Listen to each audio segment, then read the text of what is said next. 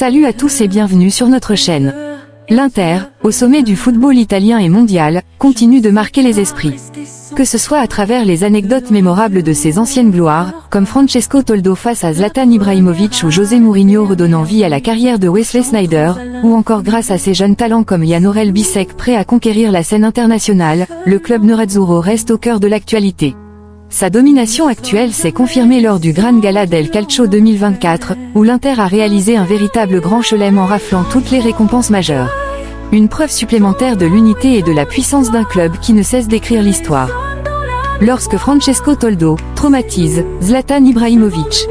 Car oui, avant de devenir une figure emblématique du Milan, Zlatan a porté les couleurs de l'Inter, où il avait été transféré à prix réduit après la relégation de la Juve en Série B, un souvenir toujours savoureux. Mais notre Suédois d'alors avait une idée quelque peu erronée de notre gardien international italien, Francesco Toldo. Un ours, lorsqu'on y repense. Francesco est la meilleure personne du monde, doux, toujours souriant. Dans mon imagination, il n'aurait pas fait de mal, même à un moustique. Puis, il y a eu cette bagarre à Valence, en 2007, lors d'un match de Ligue des Champions.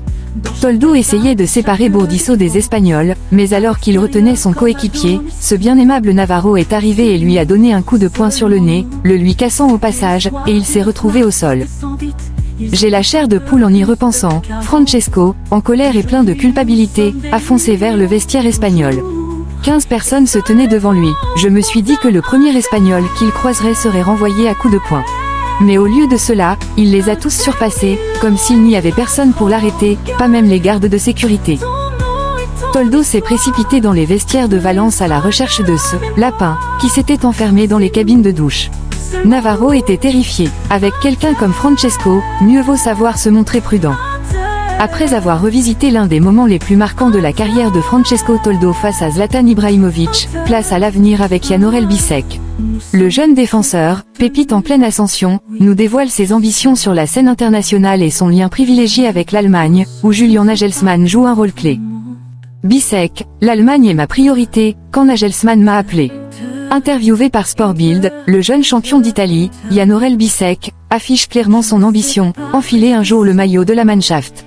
Un rêve qui semble à portée de main, car sa progression fulgurante n'a pas échappé au sélectionneur allemand, Julian Nagelsmann. Bisek, l'Allemagne est ma priorité. Rüdiger, un modèle, quand Nagelsmann m'a appelé. Le sélectionneur m'a contacté. Je n'ai encore rien décidé, mais ma priorité est l'équipe nationale allemande. J'ai porté ce maillot dans toutes les catégories de jeunes.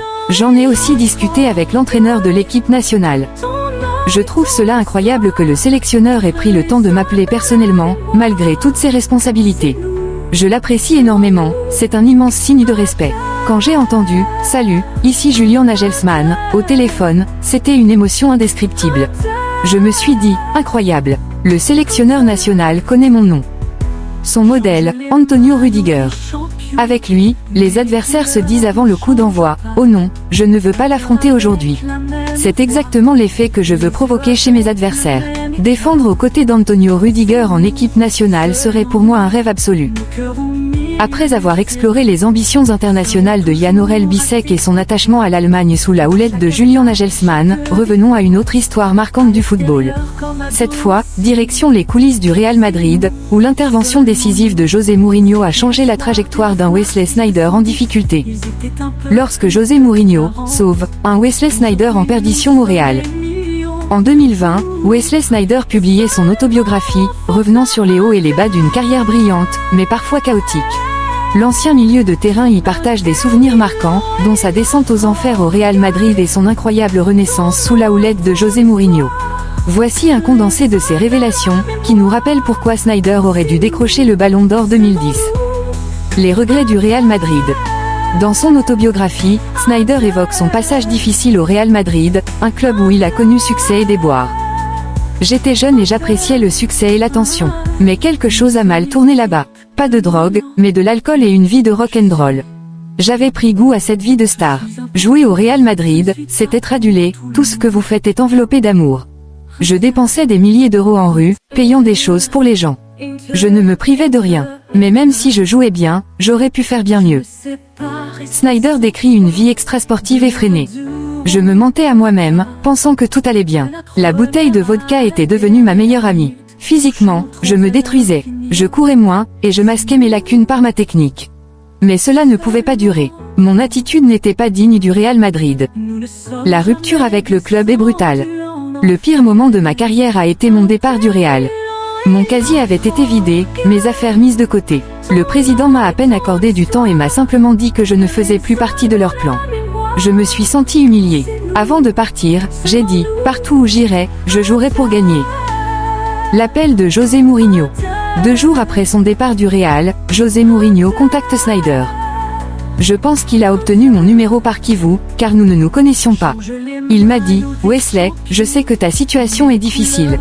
Viens à l'Inter, et ensemble, nous gagnerons tout. Avec Mourinho, ça a été le coup de foudre. Il m'a assuré que j'étais un pilier de son équipe. Il m'a donné confiance. Une année avec lui, c'était comme 10 avec un autre.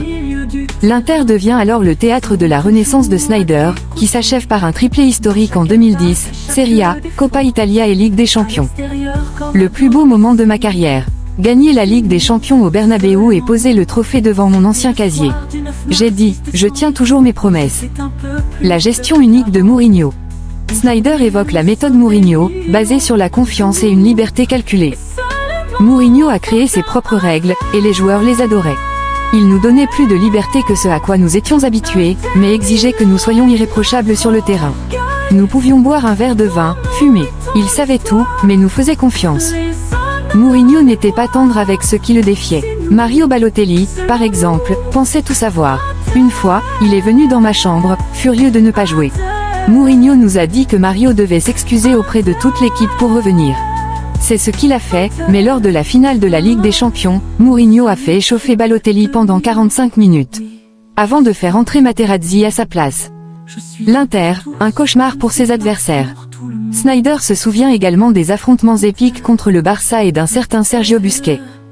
Busquets donnait des coups mais ne supportait pas d'en recevoir. Dès qu'il était touché, il se roulait par terre. Un vrai pleurnichard. Une fois, après un duel, je lui ai dit, on en reparlera à Ibiza cet été.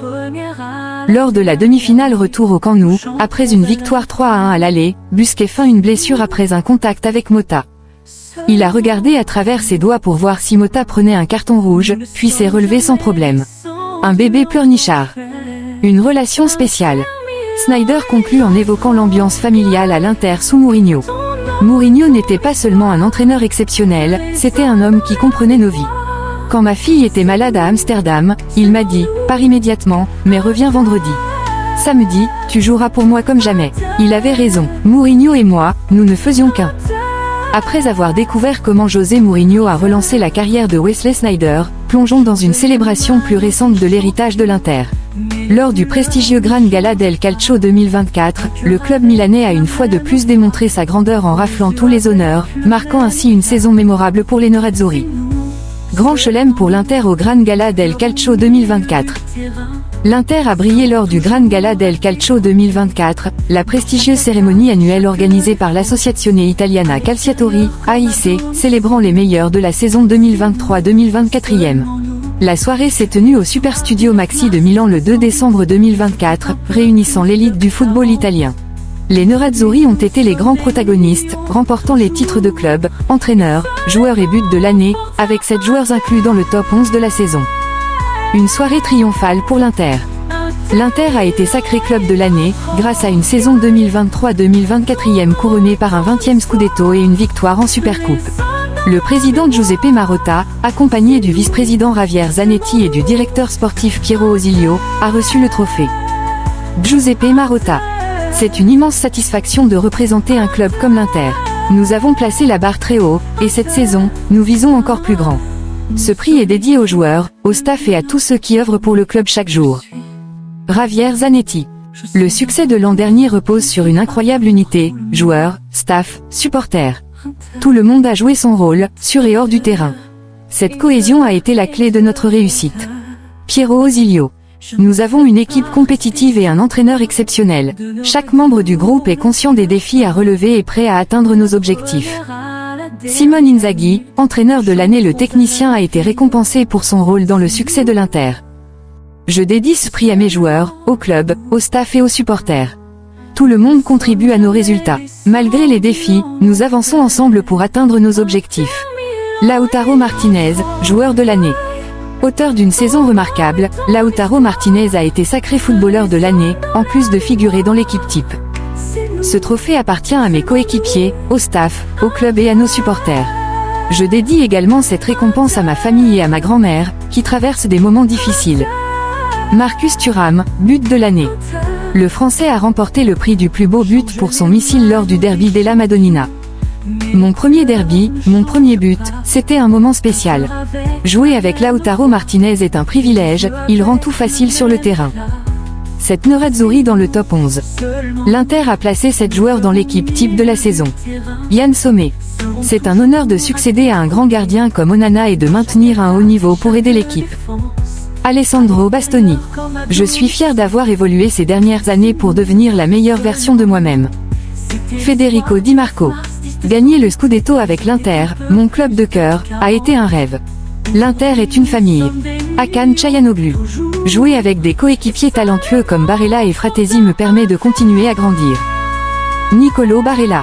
Nous aimons la pression et cherchons toujours à repousser nos limites. Travailler dur ensemble est notre moteur. Ces moments emblématiques du football témoignent de l'impact profond que certains joueurs et entraîneurs peuvent avoir sur la carrière de leurs coéquipiers, mais aussi sur l'histoire d'un club.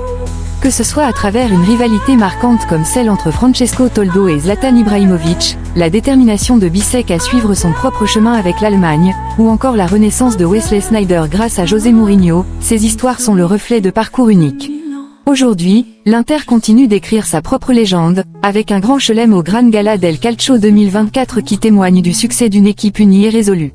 Un avenir prometteur semble s'ouvrir pour les Nerazzurri, confortés par leur réalisation passée et leur ambition continue d'atteindre de nouveaux sommets. Merci d'avoir regardé cette vidéo. Et, comme toujours, Forza Inter. De la première à la dernière minute.